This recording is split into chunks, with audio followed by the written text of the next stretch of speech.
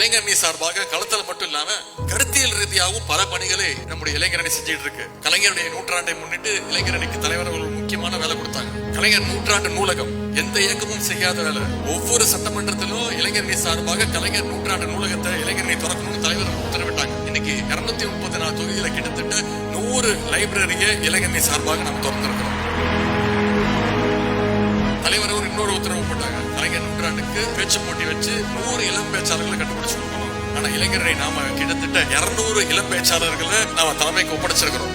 அந்த 200 இளம் பேச்சாளர்களும் இன்னைக்கு சிறப்பா தமிழ்நாடு முழுக்க பயணிச்சு சிறப்பா பேசிட்டு இருக்கிறாங்க கழகத்துடைய பொதுக்கூட்டங்கள்ல. எந்த அணியும் செய்யாதது, எந்த இயக்கமும் செய்யாதது தமிழக பதிப்பகம் அப்படின்னு ஒரு பப்ளிகேஷன் ஆரம்பிச்சு கிட்டத்தட்ட 25 புத்தகங்களை நாம அச்சடிச்சிருக்கோம். கலைஞர் மாணவர் பத்திரிகை திட்டத்தை ஆரம்பிச்சிருக்கிறோம். வருங்கால பத்திரிகையாளர்களை உருவாக்குறதுக்கான ஒரு திட்டம். அதே போல கழகம் தொடங்கப்பட்டு 75 ஆண்டுகள் நிறைவடைவதை தொடர்ந்து அதை கொண்டாடுகின்ற வகையில ஒரு மிகப்பெரிய கருத்தரங்கத்தை சென்னையில விரைவில் நடத்த இருக்கின்றோம். இந்த பணிகளை எல்லாம் மக்கள்கிட்ட, இளைஞர்கள்ட்ட நீங்க ஷேர் செய்யுங்க.